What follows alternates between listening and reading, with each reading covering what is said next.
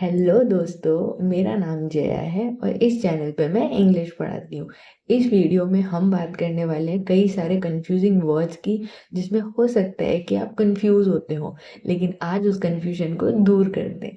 तो हमारा पहला वर्ड है एस्पेशली और स्पेशली। तो जानते हैं कि इन दोनों में क्या डिफरेंस होता है। सबसे पहला डिफरेंस तो इसकी स्पेलिंग में ही होता है। एस्पेशली में एक ई आ जाता है और उसके बाद इनके मतलब भी अलग है। कैसे? एस्पेशली यानी कि हम किसी चीज़ पे इम्फोसाइज कर रहे हैं, जोर डाल रहे हैं, उसमें होता है यूज़ एस्पेशली। और स्पेशली यूज़ होता है जब हम किसी स्पेसिफिक पर्पस की बात करें, किसी स्पेशल पर्पस के लिए या किसी को स्पेशल फील कराने के लिए बोल रहे हैं। जैसे मैं कोई सेंटेंस बोलती हूँ और फिर आप ही बताइएगा कि उसमें कौन सा वर्ड आएगा। जैसे I love fruits dash mangoes, इसमें आएगा एस्पेशली, क्योंकि इस पे मैं मैंगो के ऊपर जोर डाल रही हूँ कि मुझे सारे फ्रूट्स पसंद है पर सबसे ज़्यादा मैंगो पसंद है। और उसके बाद this cake was baked dash for you, यानी कि स्पेशली फॉर यू, ये केक तुम्हारे लिए बनाया गया था, स्पेशली फॉर यू। ठीक है, अब तो नहीं होंगे कंफ्यूज।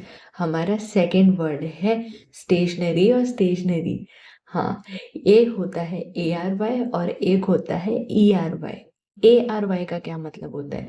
ARY का मतलब होता है जब कोई चीज रुक गई है, स्टिल हो गई है, इनएक्टिव हो गई है, तब यूज करते हैं स्टेशनरी, जिसमें ARY आता है पीछे। और एक होता है ERY, यानी कि जहाँ से हम, जिस दुकानों से हम स्टेशनरी का सामान लेके आते हैं, जैसे कि पेन पेंसिल्स और ये सब कुछ। तो ये इसका एक होता है ये स्टेशनरी और एक होता है ये वाला स्टेशनरी। हमारा तीसरा वर्ड है कॉन्फिडेंट और कॉन्फिडेंट। ये भी एक जैसे लग रहे होंगे, लेकिन इनकी भी स्पेलिंग में डिफरेंस है। एक में ENT आता है और एक में ANT आता है। ENT यानी कि कॉन्फिडेंट, यानी कि एक ऐसी फीलिंग जिसमें हमें अपने आप पे भरोसा हो, किसी और पे भरोसा हो, उसे कहते हैं कॉन्फिडेंट। और एक होता है ANT वाला, यानी कि एक ऐसा इंसान जिसे हम हमारे सीक्रेट्स बता सकते हैं, जिसे हम बिल्कुल भी डरे बिना सीक्रेट्स बता सकते हैं। तो हो गए ना कई सारे कंफ्यूजिंग वर्ड्स क्लियर।